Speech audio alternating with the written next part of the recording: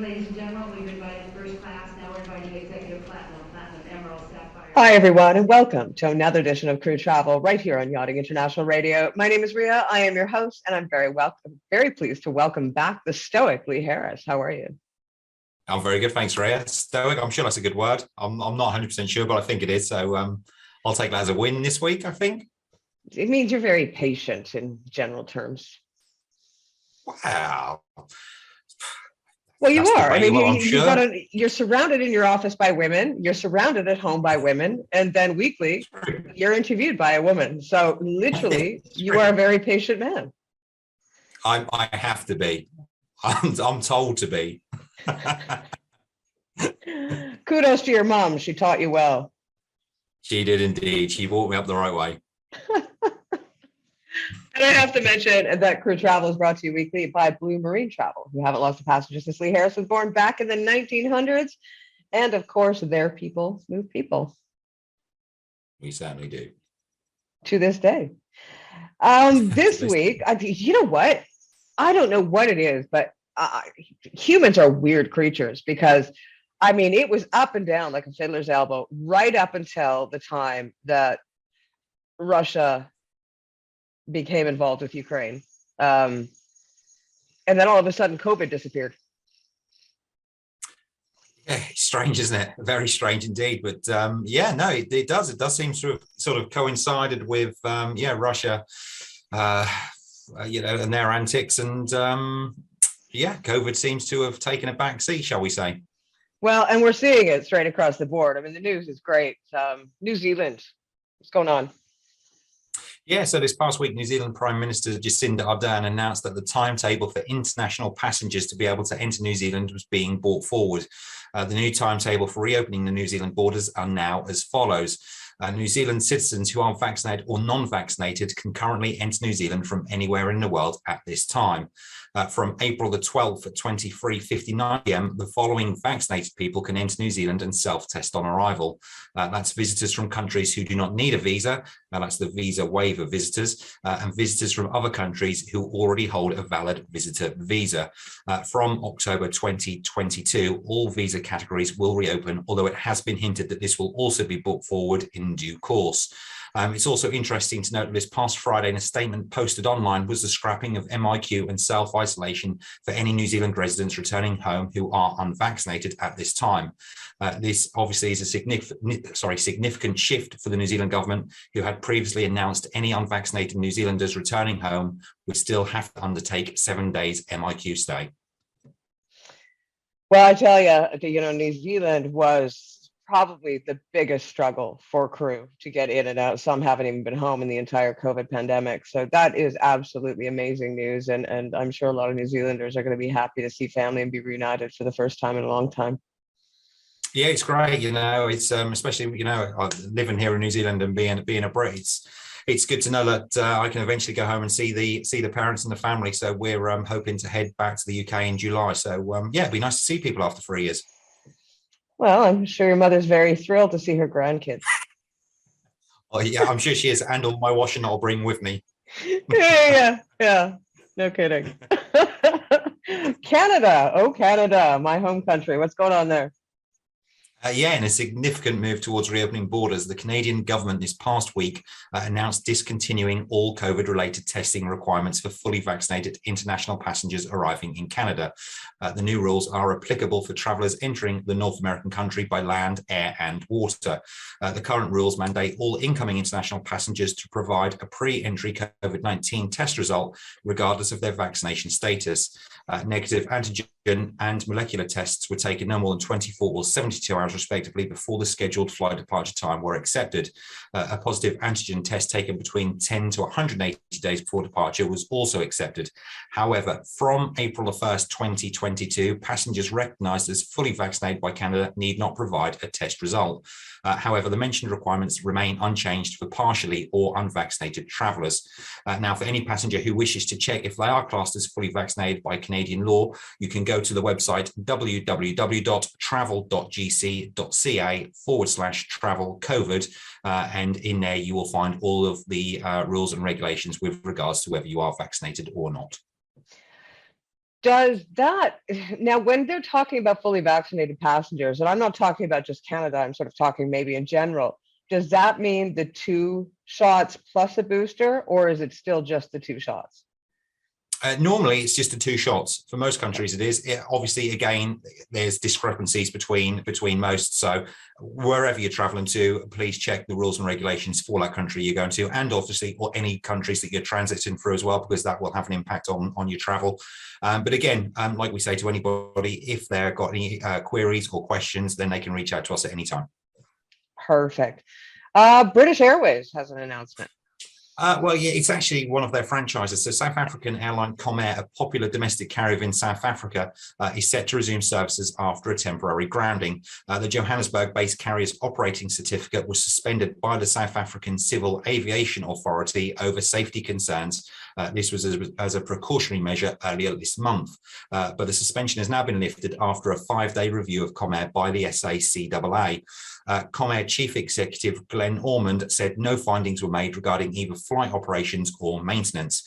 He also continued by saying, we operate some of the most modern aircraft in South African skies, apply best global practices to ensure operational safety, and crew training is world class. Now, I have done some digging and checked, and Comair flights are now once again bookable for passengers needing a domestic flight within South Africa. So any crew who are Port Elizabeth or Durban or anywhere else that needs to get to the Caribbean or come into the Med season this time, Comair flights are now once again flying in the skies. Do you know why they were taken down in the first place? No, they didn't say. They basically just said it was operational reasons. They were like basically checking it out as precautionary measures. But it's come back after a 5-day review. They've come back and said, no, you're all good to go. So whether it was political or not, who knows? But it's South Africa, so it could be any of those things. Well, I mean, that is a huge step. You don't hear about that every day, where an entire airline is being grounded within a country. So it kind of makes you, I'm a nervous flyer. So I'd be like avoiding it just because, right? Even though they've been cleared. Don't avoid the airline. There's nothing wrong with them. I am just weird. You are just slightly paranoid. Yes. Good news for Aruba. Yeah, so 2 years after the onset of the pandemic, the Caribbean island of Aruba is doing away with its remaining COVID-19 related travel restrictions.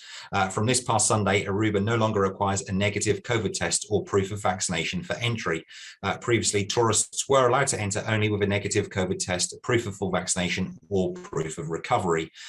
Visitors insurance is still required, and all travelers will still need to complete an embarkation/disembarkation card before arrival.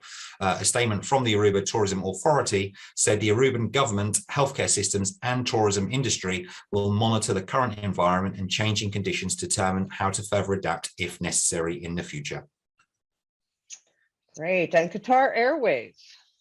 Yeah, so good news for UK crew who are tired of the M25 motorway and constant traffic jams. Qatar Airways have announced they will resume flights to Gatwick from June the 5th, offering a daily service to its Doha hub. The resumption of the Gatwick service follows the launch of daily Gatwick-Doha flights by Qatar Airways' joint business partner, British Airways. It also means that Qatar will be offering services from 4 UK airports, as it has a 5 times daily service from Heathrow, 18 times weekly offerings from Manchester, and 4 flights a week from Edinburgh, which will rise to daily from June the 2nd. And the Netherlands has some news. They do indeed, yeah. So the Dutch government has announced that the country will no longer apply COVID-19 restrictions for incoming travellers. For an official statement, the government of the Netherlands has disclosed that starting from March the 23rd, European Union Schengen area travellers will no longer be required to present one of the certificates that is part of the digital COVID pass, those being a vaccination, recovery, or test certificate upon entry. Moreover, the same is noted that the entry rules will also be dropped for non-EU travellers. Wow. So it really is just going back to like status quo, the way it was before any of this ever happened. Pretty much so. Yeah. A lot of the countries now, especially in Europe, and we're now seeing wider, obviously, with Canada and yeah, they're scrapping COVID requirements. Mask mandates are still in place for some airlines, but yeah, it does certainly seem that the world is opening up and just going to get on with COVID, shall we say? Right. Well, good news, I guess. I mean, Yeah. mind you, I have to mention that China right now is seeing a huge increase in COVID cases. Like they're back to a year and a half ago as far as Yeah, their they are. infection rate. Yeah, they are. And I also read an article today, actually this morning, saying that the UK's R number is risen sharply as well. So it's difficult to say now, isn't it? Because I mean, before, at the start of the pandemic, even here, still you still get told daily how many cases there are a day, which they don't do. As I understand, they don't do in the UK anymore. So it's difficult for people to get that information as to how many cases there are. Is it rising? Is it stable? So yeah, it's interesting. It's interesting to see that the world basically just said that we're going to get on with it now. Well, maybe it's the power of the people that were like, well, marching the streets on a constant basis. Who knows why? But I think, and also financial. You can't shut down countries, and no matter what is facing us, the fact is, people started to starve. People were homeless. People lost their jobs. It was just snowballing to the point where the results of the protection of the government was actually worse than the pandemic itself. Yeah, I totally agree. I think long-term effects we're not going to know for a while, are we? With regards to, I'm not talking people with COVID. I'm talking about the economic, and people's mental health and all the rest of it. It's 2 years of not seeing loved ones or being locked up and all the rest of it. So it's very difficult, and it is. There's going to be long-term pain, that's for sure. Well, we saw an increase in domestic violence. Men killing their wives. It affected everybody in such a great way. So I'm glad to see that people can, get away from each other now. True. Unfortunately, I can't get away from myself, so I'm stuck, but whatever. Now, recently, I mean, it made the headlines all throughout Europe, and obviously it made the headlines in New Zealand, or perhaps you are just more sensitive to it because you are British. But the massive firing of P O Ferries, all 800 crew, in a matter of hours, they were informed they had to go and pack and get their stuff off the ferries and see you later. Now, this company is owned out of Dubai. So there's some political stuff going on there as well, because throughout the pandemic, they collected millions on millions of pounds from the UK taxpayers in order to, prop up their business. And then the minute that they're getting back to business, they fire every single one of their crew. What's going on? Yeah, so I just want to touch base on it. Basically, you basically just told a story at P O Ferries. They announced the dismissal with immediate effect of 800 British sailors to replace with foreign crew at a cheaper rate. And as a consequence, the 3 P&O boats operating between Calais, France and Dover, England were immobilised. However, what I wanted to touch base on was, in a show of solidarity, several airlines operating in the United Kingdom have offered priority recruitment to the affected employees. The low-cost carrier EasyJet said it would offer fast-tracking applications for UK cabin crew roles from P&O Ferry employees. The British regional air carrier Eastern Airways said it would also prioritise P&O employees for positions such as crewing officer, cabin crew, customer support agents and engineers. And similarly, Wizz Air, who we've talked about previously, who have given 100,000 free seats to the Ukrainian refugees. So Wizz Air, big props to them again, have also invited P&O employees to attend the upcoming open recruitment days. Now, for anyone who is listening to the show who knows anyone who has been affected by the actions of P&O Ferries, and I'm sure there's plenty of you that do, please do get them to visit one of the previously mentioned airlines if they are looking for work at this time. Hopefully, some of them have managed to find jobs sort of pretty quickly, but I'm sure there's quite a few that haven't, and if they are looking, then obviously get in touch with these 3 airlines, as they may be able to help.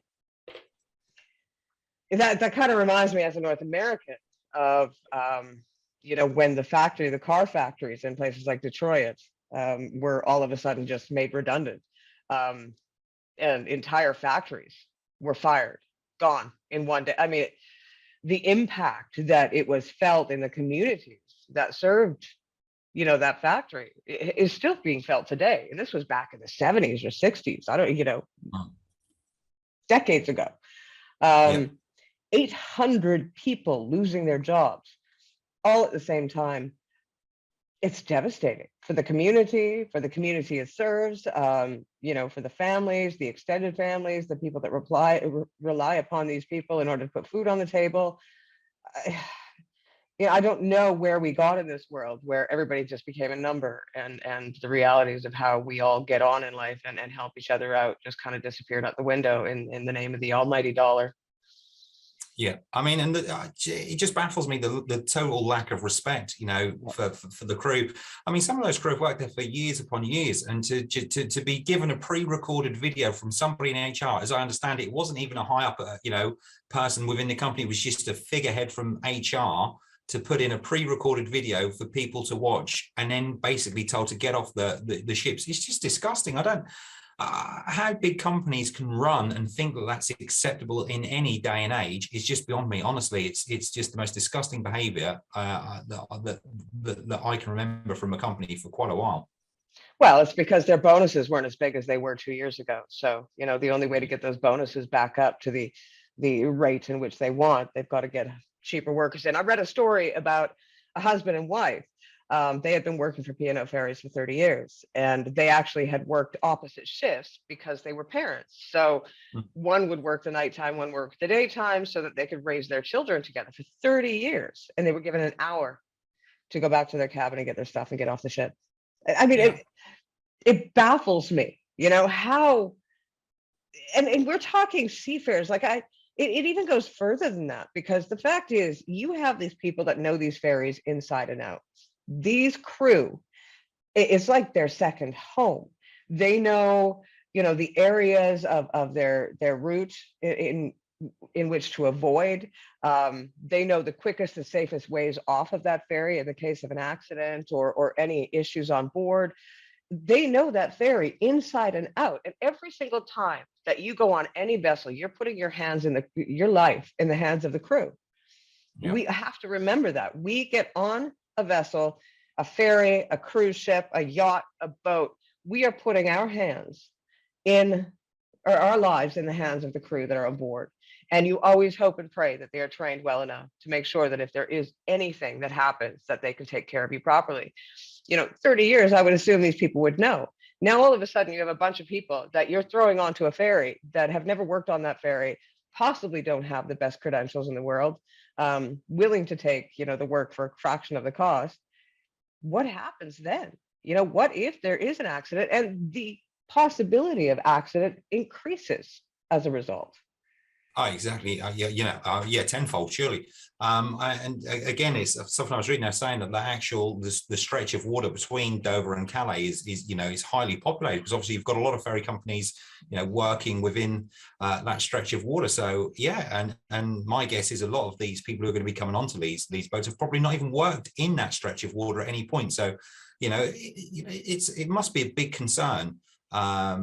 Clearly not for P&O because they think that they're okay, but for anybody who's booked on there in the coming weeks, you know, it would be a concern of mine. I've got to say, if I was then going on there with crew who have only possibly been on there and know that stretch of water for maybe 1 or 2 weeks. Yeah, you know what? The dollar over human lives. It's pretty much the way it's gone, and it continues to go. And it's such a shame. It's capitalism gone all wrong, I think. It's just crazy, isn't it? Absolute madness. Yeah, but if I was queen of the world. There we go. Someday. Yeah, after I'm dead. Yeah, that's about the only time anyone would vote for me. They're like, no, she's crazy.